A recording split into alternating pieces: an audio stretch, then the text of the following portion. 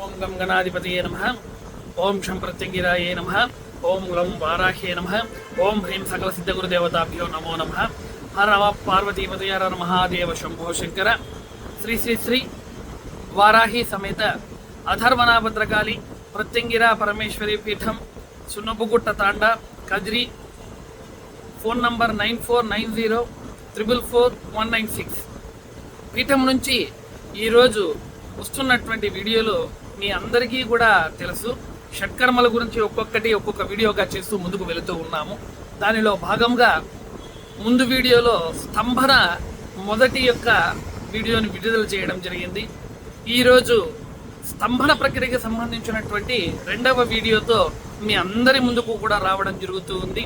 కనుక ఈ వీడియోను కూడా మీరందరూ కూడా తిలకించి వాటి వల్ల ఇబ్బంది పడుతున్నటువంటి వారు ఎవరైనా ఉంటే ఈ నెంబర్కు ఫోన్ చేసి సంప్రాప్తితమైనటువంటి సర్వ రకాలైనటువంటి దోషములను కష్టాల నుంచి బయటపడి మీతో పాటు మీ పక్కన ఉన్నటువంటి వారికి కూడా ఈ వీడియోలను షేర్ చేసి వారి యొక్క జీవితంలో కూడా వెలుగులను ప్రసాదించిన వారిగా అవుతారని మనస్ఫూర్తిగా కోరుతూ, స్తంభన విద్య అంటే ఇంతకుముందే మీ అందరికీ కూడా ఉపోద్ఘాతము, అంతేకాకుండా వ్యాపార స్తంభనము, అంతేకాకుండా వ్యవసాయ స్తంభనం గురించి ఏ విధంగా ఉంటుందో మీకు క్లుప్తంగా తెలియజేయడం జరిగింది. ఈరోజు స్తంభన ప్రక్రియలోనే మరొకటి బ్రహ్మాండంగా చాలా అమోఘముగా చాలా కుటుంబాల మీద జరుగుతూ ఉన్నటువంటి వ్యవహారాన్ని గురించి మీ అందరికీ కూడా తెలియజేస్తూ ఉంటాను. ఇలాగే వీడియోలలో అతి గుప్తమైనటువంటి విద్యలను, అతి గుప్తమైనటువంటి విషయాలన్నింటినీ కూడా మీ అందరికీ చేర్చి మీరు సంప్రాప్తితమైనటువంటి దోషముల నుంచి మీరందరూ కూడా బయటపడి మీ అందరూ కూడా ఆనందంగా ఉంటారని మనస్ఫూర్తిగా అమ్మవారిని కోరుతూ, ఇక స్తంభనములో ఈరోజు చాలా అమోఘమైనటువంటి వ్యవహారం, చాలా మంది మీద జరుగుతూ ఉన్నటువంటి వ్యవహారం ఉద్యోగ స్తంభన. చాలా మంది చెబుతూ ఉంటారండి, గురువు గారు, నాకు వచ్చేటువంటి ఫోన్ కాల్స్లో కూడా, గురువు గారు మేము ఇంటర్వ్యూలో చాలా బాగా చేశాము, ఇంటర్వ్యూలో 100% కూడా మాకు ఉద్యోగం వచ్చేస్తుంది అని అనుకున్నాము, కానీ ఏం జరిగిందో ఏమో తెలియలేదు, ఉద్యోగం రావడం లేదు. మొట్టమొదటి గురువు గారు చాలా కష్టపడ్డాను, చాలా బాగా చదువుకున్నాను, ఎంత ప్రయత్నం చేసినా కూడా నాకు ఉద్యోగం రాలేదు గురువు గారు. కారణం 2. మూడవ విషయానికి తీసుకున్నట్టయితే అన్నీ కూడా ఇక కాల్ లెటర్ చేతిలోకి వచ్చి ఉద్యోగానికి వెళ్ళాలన్నటువంటి సమయము, సందర్భం వచ్చేటువంటి స్థితిలో కూడా ఉద్యోగం రాకుండా కాల్ లెటర్ నిలిపేస్తారు.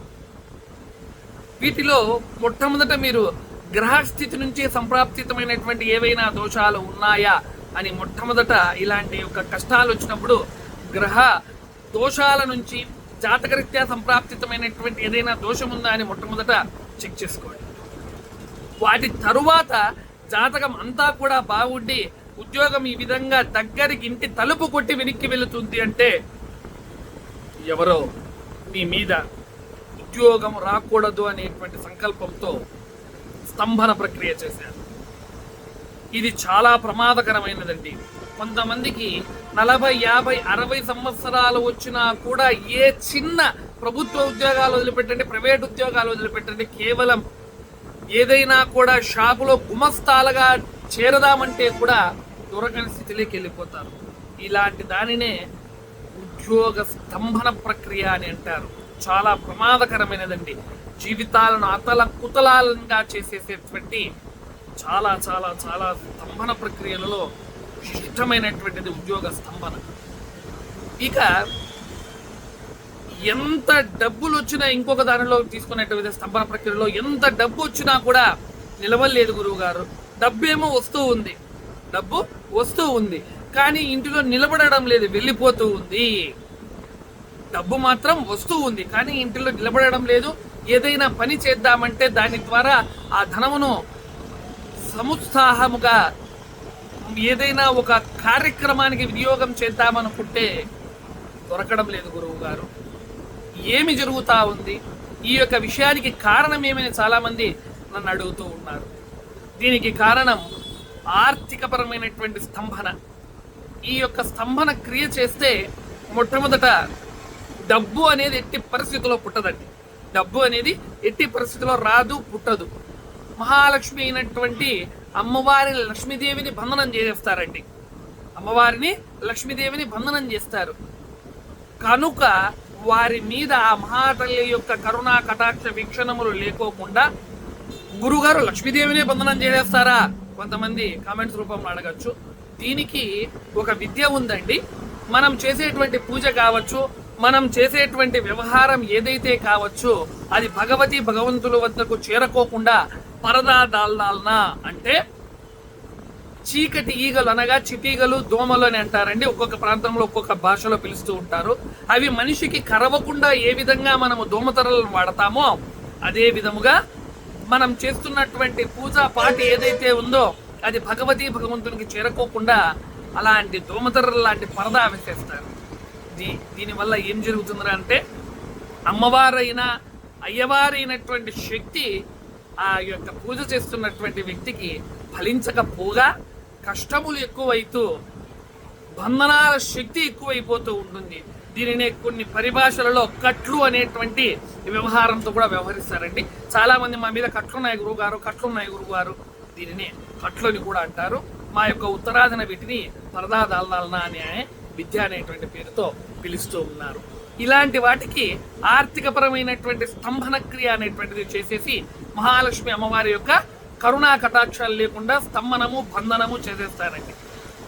ఇలాంటి స్థితిలో మనకు డబ్బు ధనము అనేటువంటిది ఏది దొరకకపోగా అప్పుల పాలైపోయి వ్యక్తికి సంప్రాప్తించినటువంటి దోషము వలన చివరకు మరణానికి కూడా ఆత్మహత్యకు కూడా దారి తీసుకునేటువంటి స్థితికి దిగజారిపోతాడు.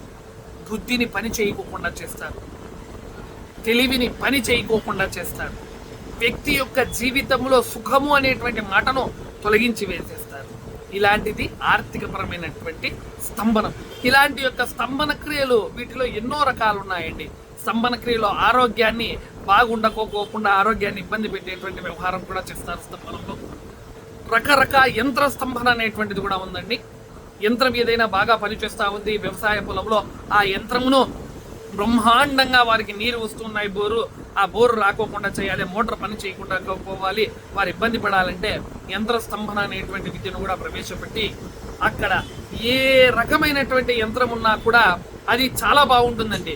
యంత్రము బోరులో ఉన్నటువంటి మోటార్ కాలిపోయి ఉండదు, స్టార్టర్లు బాగానే ఉంటాయి, పైపులు బాగానే ఉంటాయి. కానీ ఆ స్థలములో మాత్రం ఆ యంత్రమును పెడితే పని చెయ్యదు.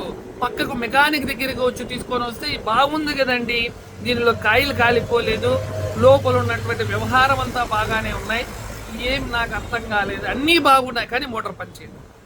చూస్తున్నారా? దీనిని యంత్ర స్తంభన అంటారు. ఇలాంటివి రకరకాల స్తంభన క్రియలు ఉన్నాయి. వీటితో ఎవరైనా బాధపడుతూ ఇబ్బంది పడే వాళ్ళు ఉంటే ఈ యొక్క పీఠమైనటువంటి శ్రీ వారాయి సమేత అధర్వణాభద్రకాళి ప్రత్యంగిరా పరమేశ్వరి పీఠం పైన చెప్పబడినటువంటి ఫోన్ నెంబర్ కాల్ చేసి మీ యొక్క సమస్యను స్వతహాగా నేనే మాట్లాడతానండి. మధ్యాహ్నం 3 గంటల నుంచి 4 గంటల సమయంలో మీరు డైరెక్ట్గా నాకే ఫోన్ చేయవచ్చు. మళ్ళీ సందేహాలు ఏం అవసరం లేదు. గురువుగారి శిష్యులు మాట్లాడతారేమో, గురువుగారి పక్కన ఉండేటువంటి వాళ్ళు మాట్లాడతారేమో, గురువుగారి యొక్క ఇతరులు మాట్లాడతారేమో అనేటువంటి సందేహమే అవసరం లేదు. నేనే డైరెక్ట్గా మాట్లాడతాను, మీ కష్టములు తెలుసుకుంటాను, విషయంని సూచించడం జరుగుతుంది. ఆ ఆచరించకపోవడం అనేటువంటిది అది మీ విఘ్నత మీద ఆధారపడి ఉంటుందండి. ఫోన్ చేసినందుకు ఏ విధమైనటువంటి శుల్కము అనగా డబ్బు తీసుకోము. ఉచితంగానే ఫోన్ కాల్స్ మీ యొక్క సమస్యలకు పరిష్కారం చెప్పడం జరుగుతుంది. కనుక వీటన్నిటినీ గ్రహించి ముందుకు వెళ్తారని మనస్ఫూర్తిగా తెలియజేస్తూ మరొక షట్కర్మంలో భాగమైనటువంటి మరొక విధి విధానాలతో మరొక వీడియోలో మీ ముందుకు వస్తాను. అంతవరకు శ్రీమాత్రే నమః, శ్రీ గురుభ్యో నమః, ఓం శం ప్రత్యంగిరాయే నమో నమః, హరి ఓం తత్సత్.